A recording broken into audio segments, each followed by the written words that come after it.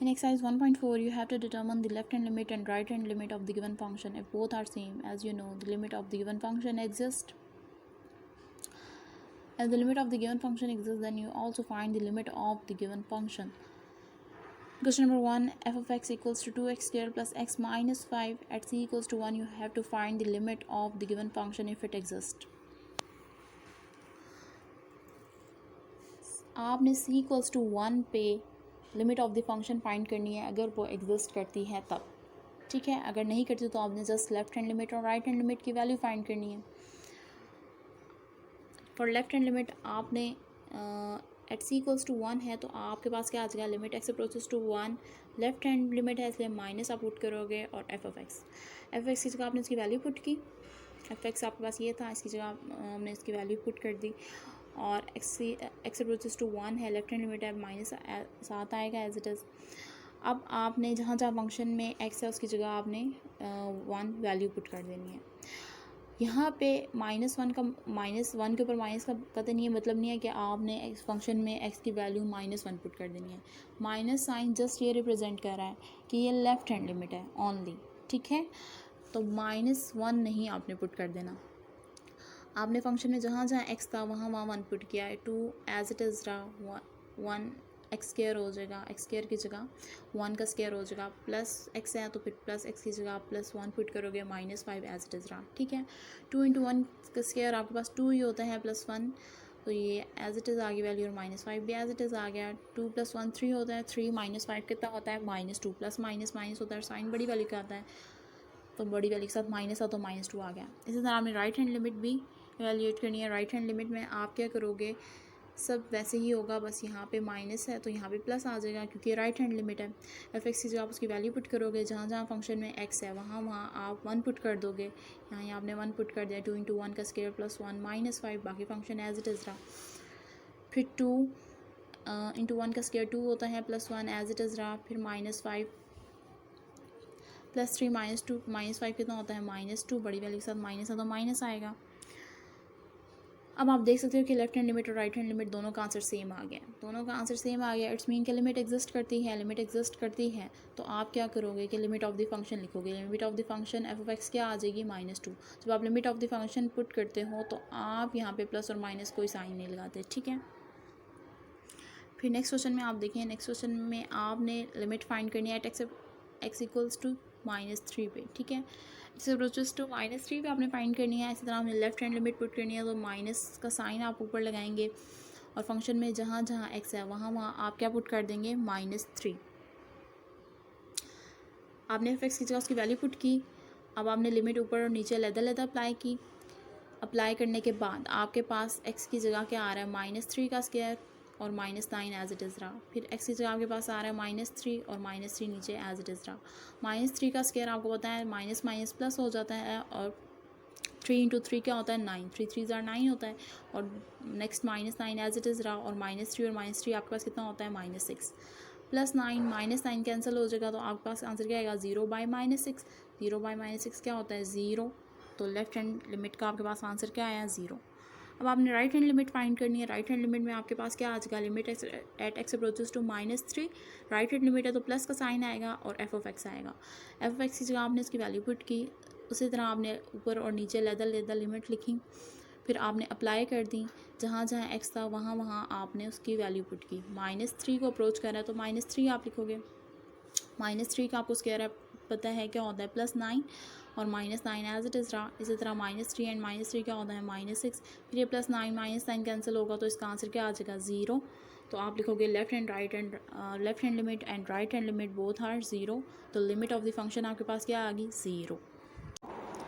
Third part है आपके पास F of X equals to mod में आपके पास वैल्यू है x -5 और लिमिट आपने वैल्यूएट करनी है एट c इक्वल्स टू 5। 5 पे आपने limit of the function evaluate करनी है। मॉड फंक्शन की आप डेफिनेशन ओपन करोगे तो आपके पास प्लस माइनस में फंक्शन की वैल्यूज़ आएंगी, ठीक है। लेफ्ट हैंड लिमिट के लिए आप माइनस में फंक्शन की वैल्यू लोगे और राइट हैंड लिमिट के लिए आप प्लस में फंक्शन की वैल्यू लोगे। इसकी रीज़न क्या है, लेफ्ट हैंड लिमिट के लिए आप माइनस में क्यों वैल्यू ले रहे हो, इसकी रीज़न ये है, जब आप फंक्शन को एट 5 पे लेफ़्ट साइड से अप्रोच करते हो, ठीक है। तो लेफ़्ट साइड से अप्रोच करने से आपको क्या मिलता है, आंसर फंक्शन का माइनस में मिलता है। कैसे मिलता है? 5 से बैक पे आप जाएं तो आपके पास वैल्यूज़ क्या आती हैं, 4 3 2 1 0 -1 -2 -3 अप टू सो ऑन। वो फंक्शन को कहाँ अप्रोच करती हैं, जाके माइनस में, माइनस इन्फिनिटी पे, ठीक है। इसी तरह अगर आप राइट हैंड साइड की बात करते हो तो राइट हैंड साइड से जब आप इसको अप्रोच कर रहे हो तो आपके पास राइट हैंड साइड पे आगे वैल्यूज़ क्या होंगी, 6 7 8 9 10 पॉजिटिव वैल्यूज़ जाती रहेंगी आगे, तो वो पॉजिटिव इन्फिनिटी को अप्रोच करेंगी, ठीक है। तो हम नेगेटिव इन्फिनिटी की बात करते हैं, नेगेटिव लेफ़्ट हैंड साइड की बात करते हैं। लेफ़्ट हैंड साइड पे पिछली इसकी वैल्यू क्या होगी, 5 से पीछे 4, ठीक है, 4 होगी, 3 होगी, इसी तरह जाती रहेंगी। तो अगर आप 4 की बात करते हो, आप फंक्शन में यहाँ 4 पुट करो एक्स की जगह, एक्स की जगह 4 पुट करते हो तो आपके पास आंसर क्या आता है, 4 - 5 का आंसर क्या होता है, -1। लेफ़्ट हैंड साइड से आप इसको अप्रोच करा रहे हो, लेफ़्ट हैंड साइड में 5 से पिछला डिजिट आपके पास क्या होता है, 4 आप पुट कर रहे हो यहाँ पे, ठीक है। 4 - 5 का आंसर आपके पास क्या आ रहा है, -1। फिर आप इससे और पीछे चले जाएं, वो क्या होगा, 3। 4 से पिछला डिजिट कौन सा होता है, 3 हम ले सकते हैं। तो 3 - 5 का आंसर आपके पास क्या आता है, -2। इसी तरह आप चेक कर सकते हैं कि आप इससे पीछे जितना भी मूव करते रहें, आपके पास जो फंक्शन की वैल्यू है वो नेगेटिव ही आएगी, ठीक है। इस वजह से हम लेफ़्ट हैंड लिमिट जब इवेल्यूएट करते हैं तो उस वक्त हम फंक्शन की वैल्यू जो है नेगेटिव लेते हैं, ठीक है। अब हम राइट साइड की बात करें। राइट साइड से जब हम 5 को अप्रोच करते हैं तो राइट साइड में 5 के बाद आपको पता है कौन सा डिजिट आता है, 6। आप यहाँ 6 पुट करें, 6 - 5 का आंसर क्या आता है, +1। फिर आप 7 पुट करें, इसमें आप पुट करें, यहाँ पे तो भी आप चेक कर रहे हो। फिर आप 7 पुट करें तो 7 - 5 का आंसर आपके पास क्या आ रहा है, +2। तो आप चेक कर सकते हैं कि इससे आगे आप जितने भी डिजिट्स ले लें, प्लस इन्फिनिटी को जो अप्रोच करें, उसमें आप जो भी वैल्यू फंक्शन में पुट करते जाएं, आपके पास आंसर पॉजिटिव ही रहेगा, ठीक है। इस वजह से आप जब राइट हैंड लिमिट इवेल्यूएट करते हो तो आप फंक्शन की वैल्यू पॉजिटिव लेते हो, और जब लेफ़्ट हैंड लिमिट इवेल्यूएट करते हो तो फंक्शन की वैल्यू नेगेटिव लेते हो, ठीक है। अब हम क्वेश्चन की तरफ आ जाते हैं। हम लेफ़्ट हैंड लिमिट इवेल्यूएट कर रहे हैं, तो लेफ़्ट हैंड लिमिट के लिए आप इस तरह लिखोगे, लिमिट आप किस पे अप्रोच, एक्स किस पे अप्रोच कर रहा है, 5 पे, तो एक्स अप्रोचेस टू 5। और लेफ़्ट हैंड लिमिट है, जैसे यहाँ पे माइनस का साइन आया 5 के ऊपर, जो छोटा सा साइन है माइनस का। और चूँकि लेफ़्ट हैंड लिमिट से हमने चेक किया कि नेगेटिव, हम जब बैक साइड पे जाते हैं तो हमारे पास फंक्शन नेगेटिव में आंसर देता है, इसलिए हम नेगेटिव ऑफ द फंक्शन लेंगे, ठीक है, माइनस में फंक्शन की वैल्यू लेंगे। फिर आप इसको माइनस को ये बाहर ले गए, आप भी बाहर ले जाएं, माइनस को बाहर ले गए लिमिट से, तो x - 5 बचा। फिर आपने क्या किया कि आपने लिमिट अप्लाई कर दी, लिमिट अप्लाई की तो आपके पास x की जगह क्या आया, 5। जब आप लिमिट अप्लाई करते हो तो जहाँ जहाँ पे भी आपके पास x होता है उसकी जगह आप लिमिट की वैल्यू पुट कर देते हो। यहाँ पे 5 पे आप चेक करो तो x की जगह 5 पुट करोगे, तो +5 - 5 कैंसिल हुआ तो आपके पास आंसर क्या आ रहा है, 0 -0 या +0, वो 0 ही होता है। तो लेफ़्ट हैंड लिमिट का आपके पास आंसर क्या आया, 0। इसी तरह आपने राइट हैंड लिमिट के लिए चेक करना है। राइट हैंड लिमिट में आपके पास आप इसी तरह limit at x approaches to 5 की बात करोगे, राइट हैंड लिमिट है तो यहाँ पे छोटा सा प्लस का साइन आपको नज़र आ रहा है, प्लस आप लगाओगे f(x) की जगह आप फंक्शन पुट करोगे, फंक्शन की वैल्यू क्या है, मॉड ऑफ x - 5। और राइट हैंड लिमिट में हमने देखा था कि फंक्शन हमें पॉजिटिव वैल्यू दे रहा था, इसलिए हम अपने पॉजिटिव फंक्शन लिए। अब आपने इसी तरह फंक्शन की वैल्यू पुट करनी, लिमिट की वैल्यू पुट करनी है। लिमिट की वैल्यू आपके पास क्या है, 5, तो आपने x की जगह यहाँ क्या पुट कर दिया, 5, +5 - 5 कैंसिल हुआ तो आपके पास आंसर क्या आ रहा है, 0। आप देख सकते हो लेफ़्ट हैंड लिमिट और राइट हैंड लिमिट दोनों का आंसर आपके पास 0 आ रहा है। तो limit of the function exist करती है और लिमिट ऑफ द फंक्शन फिर क्या है, वो 0 है, ठीक है। क्वेश्चन नंबर 2 देखें। क्वेश्चन नंबर 2 में आपके पास क्वेश्चन है discontinuity of the function f(x) at x approaches to x equals to c। We have to discuss the continuity. इसमें आपने कॉन्टीन्यूटी ऑफ द फंक्शन को डिस्कस करना है कि क्या फंक्शन कॉन्टीन्यूस है या नहीं है। तो आप यहाँ पे क्या कर रहे हो कि आपने एट एक्स अप्रोचेस टू सी पे है, एक्स इक्वल्स टू सी पे है और सी की वैल्यू यहाँ पे क्या है, ये कंडीशंस दी हैं आपको। जब आपके पास x लेस देन 2 है, ठीक है, तो आपके पास फंक्शन की वैल्यू क्या है 2x + 5, ठीक है। फंक्शन की वैल्यू आपके पास तब है 2x + 5। तो आपने क्या करना है कि लेफ़्ट हैंड लिमिट के लिए फंक्शन आपके पास क्या आ जाएगा 2x + 5, क्योंकि यहाँ पे x लेस देन 2 है, लेस देन वाली हम वैल्यू लेते हैं लेफ़्ट हैंड लिमिट के लिए। लेफ़्ट हैंड लिमिट के लिए आपके पास क्या वैल्यू आएगी 2x + 5 और यहाँ पे आप छोटा सा माइनस भी लगाओगे। अब जहाँ पे भी फंक्शन में x है वहाँ पे आपने उसकी वैल्यू पुट कर देनी है। x यहाँ पे था 2 × x था, 2 एज इट इज़ रहा, x की जगह उसकी वैल्यू पुट की 2 पे आप चेक कर रहे हो, +5 है तो +5 एज इट इज़ रहा। 2 2 = 4 होता है, 4 + 5 आपके पास क्या होता है 9, तो इसका आंसर आपके पास आ गया 9, ठीक है। नेक्स्ट है आपके पास right hand limit. Right hand limit आप इवेल्यूएट कर रहे हो। राइट हैंड लिमिट में आप क्या फंक्शन लोगे, x इज़ ग्रेटर दैन 2 वाला। x इज़ ग्रेटर दैन 2 पे फंक्शन क्या है 4x + 1, तो 4x + 1 आप लोगे। 4x + 1 आपने लिया, आपने x की जगह फिर फंक्शन में जहाँ पे भी x है उसकी जगह आप उसकी लिमिट पुट करेंगे। 4 एज इट इज़ रहा, x की जगह आपने 2 पे आप चेक कर रहे हो तो 2 पुट किया, +1 एज इट इज़ रहा। 4 2 = 8 होता है, +1 9 हो गया। Left hand limit right hand limit equal आ गई, it's mean limit of the function exist करती है। लेकिन हमने यहाँ क्या चीज़ बतानी है, हमने यहाँ पे कॉन्टीन्यूटी ऑफ द फंक्शन बतानी है। कॉन्टीन्यूटी ऑफ द फंक्शन के लिए एक और चीज़ भी है नेसेसरी, वो क्या है कि आपने value of the function eight x = 2 पे आप चेक कर रहे हो, तो एट x = 2 के लिए वैल्यू ऑफ द फंक्शन भी चेक करनी है। अब आप value of the function check करोगे, यहाँ पे इन्होंने फर्स्ट स्टेप पे value of the function check की हुई है, f(2) की वैल्यू। अब आपने फंक्शन f(2) किस पे चेक करना है, जहाँ पे आपके पास x is less than and equal to का साइन आ रहा है, इक्वल टू भी 2 है, तो वैल्यू ऑफ द फंक्शन आपके पास क्या आएगी 2x + 5।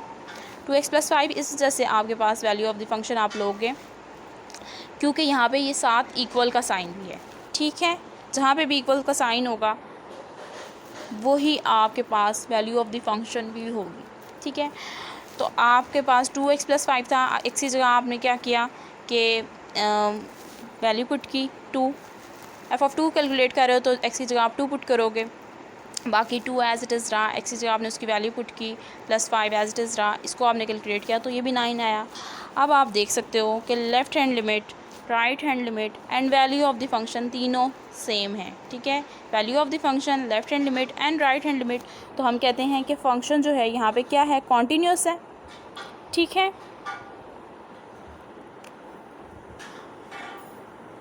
तो आप कह रहे हो from 1 and 2 we have limit of the function is equal to है वैल्यू ऑफ द फंक्शन के, तो आप कह रहे हो function is continuous at x = 2, ठीक है।